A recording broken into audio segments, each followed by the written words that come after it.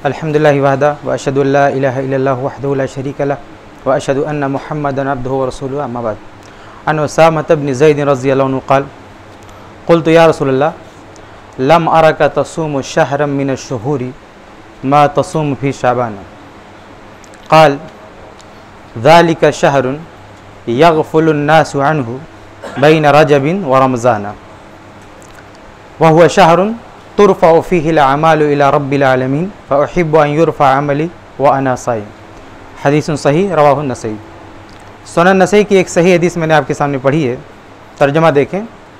सहाबी उसामा बिन ज़ैद रज़ियल्लाहु अन्हु रवायत फरमाते हैं कि मैंने अल्लाह के नबी सल्लल्लाहु अलैहि वसल्लम से पूछा कि ऐ अल्लाह के रसूल, क्या वजह है कि मैं आपको शाबान के महीने में जिस कदर नफली रोज़े रखते हुए पा रहा हूँ, इतने कसरत से नफली रोज़े आप किसी और महीने में नहीं रखते, इसकी क्या वजह है? तो आप सल्लल्लाहु अलैहि वसल्लम ने जवाब दिया कि ये महीना यानी शाबान का महीना ऐसा महीना है कि जिससे लोग गाफिल बैठे रहते हैं, जबकि इस महीने में बंदों के आमाल, बंदों की इबादतें अल्लाह रब्बुल आलमीन की बारगाह में पेश होती हैं। इसलिए मैं चाहता हूँ कि जब मेरा नाम-ए आमाल या मेरी इबादतें अल्लाह की बारगाह में पेश हों तो मैं रोज़े की हालत में रहूँ, यानी हमारा नाम-ए आमाल जहाँ पे ख़त्म हो, हमारी जो आखिरी इबादत हो वो रोज़े की हो। ये सुनन नसई की सही रवायत है। इस रवायत से मुतल्लिक मैं चार बातें आपके सामने रखूँगा।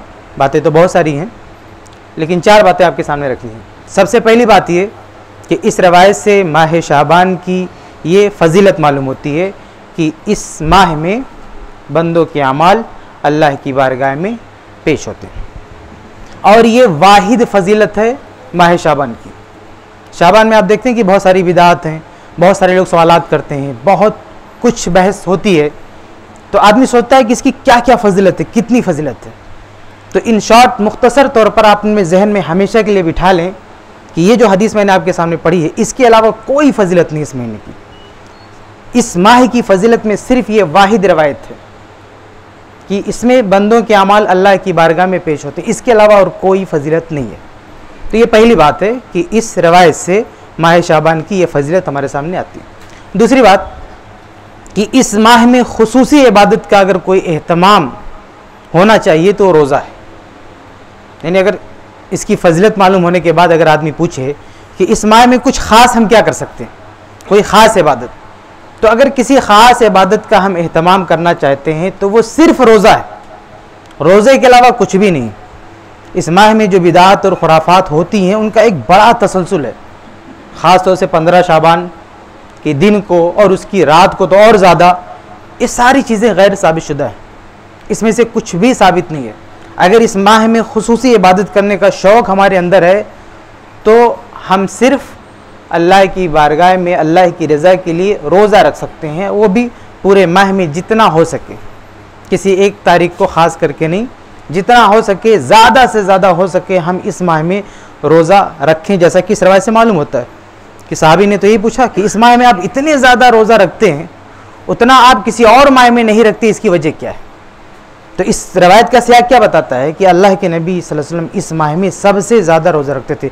बल्कि अम्मा आयशा रज़ियल्लाहु की दूसरी रवायात हैं, उनमें पता चलता है कि रमज़ान के बाद अगर सबसे ज़्यादा रोज़े अल्लाह के नबी सल्लल्लाहु अलैहि वसल्लम ने किसी माह में रखे हैं तो यही शाबान का महीना है। बहरहाल इस माह में सबसे अहम इबादत, या कह लें कि जो कोई खुसूसी इबादत हम अंजाम दे सकते हैं, वो यही इबादत है रोज़े की। ये दूसरी बात थी।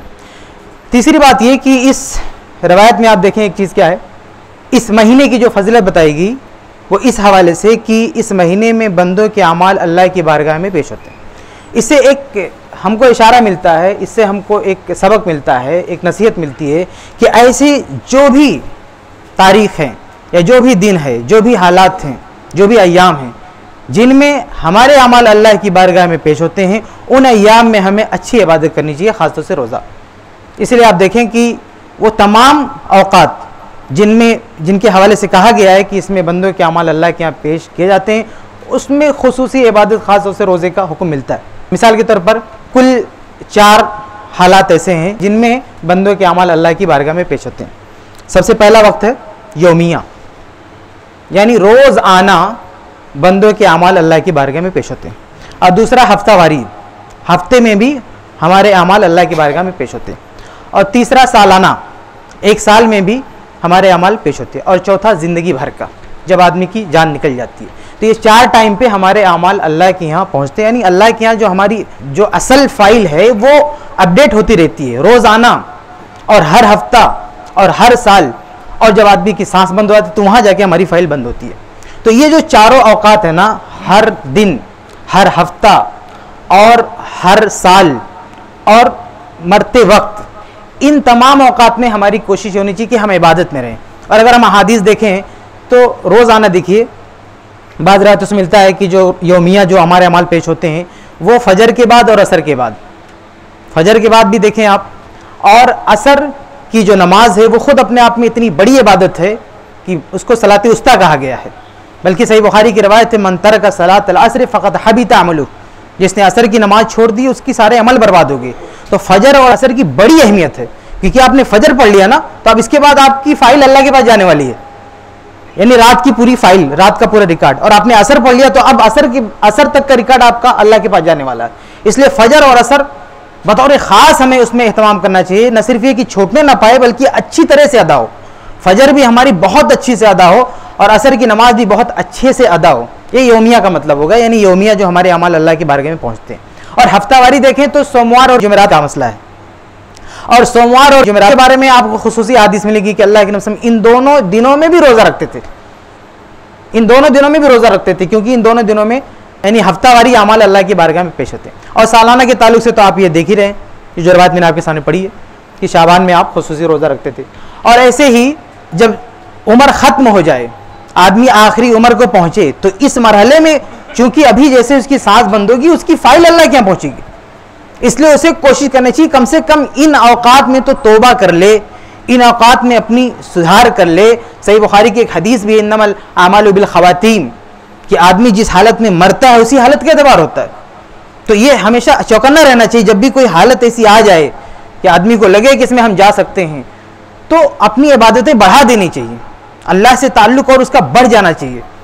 ख़ासतौर से जो भी इबादतें, ख़ासतौर से रोज़ा है। देखिए उस्मान बिन अफ़्फ़ान रज़ियल्लाहु के बारे में आप जानते हैं कि जब वो शहीद हुए तो रोज़े की हालत में थे, यानी उनको कुछ इशारा हुआ कि अल्लाह के नबी सल्लल्लाहु अलैहि वसल्लम ने तो ज़िंदगी में बता दिया था कि वो शहीद होने वाले हैं, अब उनको इशारा मिला तो वो रोज़े में अपने दिन गुजार रहे हैं, रोज़े में अपने दिन गुजार रहे हैं और इसी हालत में उनकी शहादत हुई। तो इससे हमको ये मिलता है कि अगर हमें ऐसा महसूस हो कि शायद हम इस दुनिया से चले जाएं, खासतौर से बीमार हो, कोई मसला हो, ज़रूरी नहीं कि हम मर जाएं, लेकिन हो भी सकता है बीमार हो गए, एक्सीडेंट कुछ भी हो गया हमारे साथ, जिसमें हमें ज़रा सा भी अंदेशा हुआ कि हम यहाँ से जा सकते हैं, तो हमें अपनी इबादतें बढ़ा देनी चाहिए, कम से कम ज़िक्र व अज़कार बढ़ा देना चाहिए। ये एक तीसरी चीज़ हमें मालूम होती है।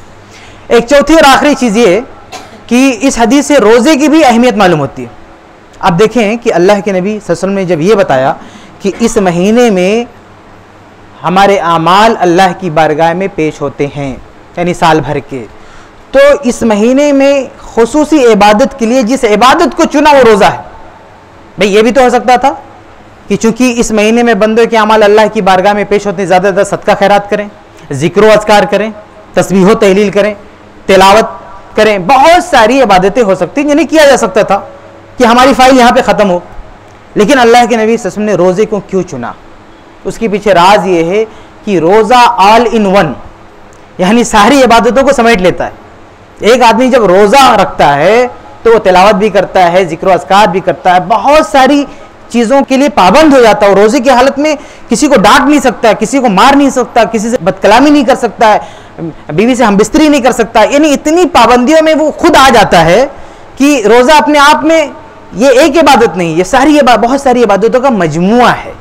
तो इसलिए रोज़े की फजीलत भी मालूम होती है कि जब अल्लाह के नबी सल्लल्लाहु अलैहि वसल्लम जब चुनते थे, यानी हमारे नामे अमल का जो आखिरी अमल हो, चाहे पीर जुमेरात का रोज़ा हो, चाहे शाबान का रोज़ा हो, तो आप सल्लल्लाहु अलैहि वसल्लम रोज़ा ज़्यादा रखते थे, क्योंकि रोज़ा रखने वाला सिर्फ रोज़ा नहीं रखता है, उसकी ज़बान भी रोज़ा रखती है, उसका हाथ भी रोज़ा रखता है, उसका जिस्म भी रोज़ा रखता है, यानी हर चीज़ तमाम बुराइयों से अपने आप को बचा के रखता है। न सिर्फ बुराइयाँ बल्कि आम दिनों में जो चीज़ जायज़ भी है, जैसे आम दिनों में किसी को डांट सकता है, किसी को सख्त जवाब दे सकता है, ये सब उसके लिए जायज़ है, लेकिन रोज़े की हालत में ये भी नहीं कर सकता।